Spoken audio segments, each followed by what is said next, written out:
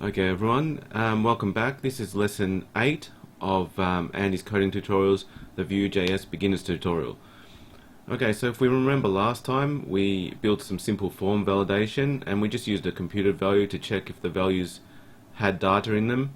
And we did it a couple of ways. There's a couple of different ways you can do it. And if you recall here, the submit button stays disabled until we enter data in all of the fields here, and there we go, so we can submit now. Okay, so what we want to do now is we just want to expand on this a little bit, because this is a very basic validation, so I think we can do a little bit better. We're going to take these fields, and if there's an error in the fields, if there's no data in the fields, we're going to make the field red.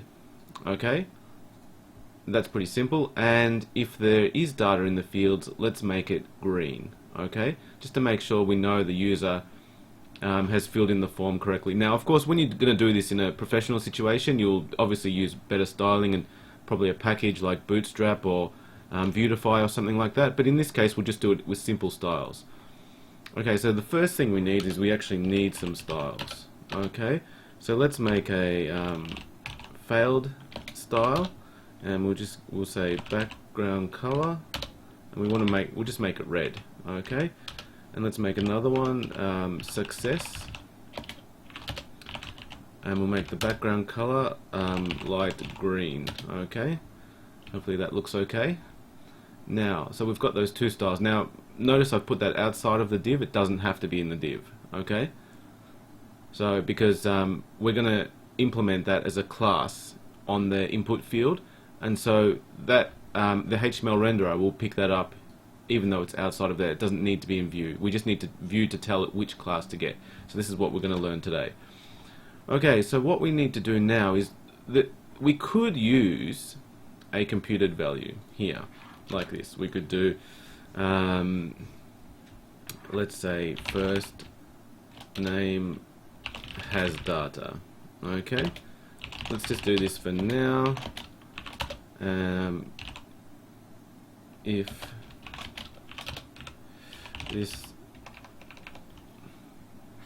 this dot first name, we'll just do that for now.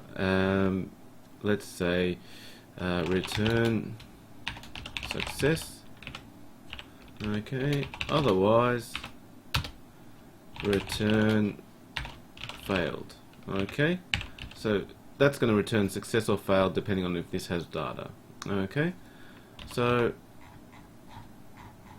what we're going to do here is we're going to go up to the first name input here. Let's just make a bit of space there, which makes it a bit easier. Okay, and what we would normally do in HTML is we'd add a class and we'd go failed here if we wanted to show that. But with Vue, what we can do here is we can do vbind class, and that'll make the class dynamic. But if you remember from before, we learned that you actually don't need the vbind, so we're going to use the shorthand here. So we just do colon class like that, and we are going to put out the name of our computed value here. Okay, so if we load this up now, we're going to get that red form there. Of course, it doesn't look, as I said, it doesn't look very pretty, but it shows that there's no data. And when they enter data here, we get a red value. We get a light green background. Okay, so that's pretty simple. But we don't want too many computed values. If you remember from one of the previous videos, if we have too many computed values, it puts a lot of load on the browser, and we don't want to do that. So let's get rid of this. Okay, let's do it different. So we're going to learn a new technique here. So we've just learned that we can have a class. Remember, that was vbind, where we've just taken away the vbind. And if we take away this first name has data here, we can actually put a JavaScript into here. Okay, so what we can do is say first name here. So we go success and otherwise failed. So what are we doing here? We got first name. So that's basically the equivalent of if first name here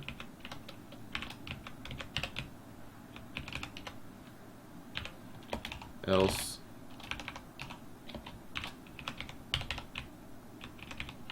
that's the equivalent of that, but it's JavaScript shorthand. Okay, so let's go back to that.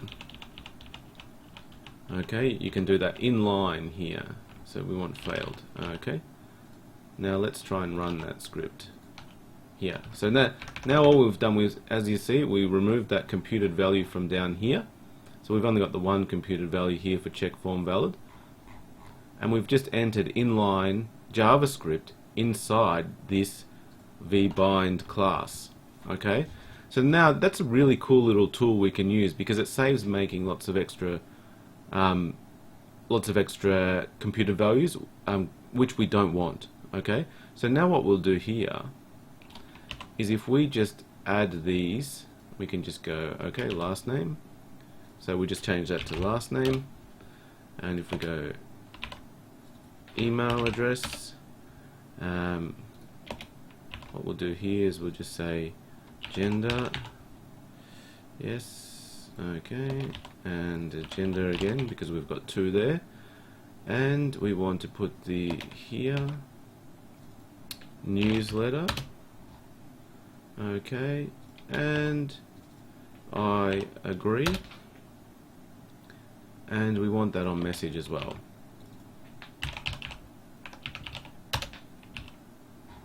Okay, now if we go through that, so these are all going to be red to start off with, and they'll go green once it's entered. Okay, let's see why that I agree is not working. It's we actually should put that on. Might be better to put it on the label there, and if we put the gender on the label as well, it might look a bit better, I think. Otherwise we won't be able to see the background color change. Okay, that makes it a bit easier, then we can see it more clearly. Okay, so we enter data there, we enter data there, we enter data there, we enter data there, and we enter data there, and all of the forms are filled. So that would be another way we can do that. Okay, so now we've got that, and we've got a little form there that we can submit. Now ideally you don't really want to have a red form when you start like this, okay? And don't forget, if we delete the data it will go back to red. But this is just a simple example to show you how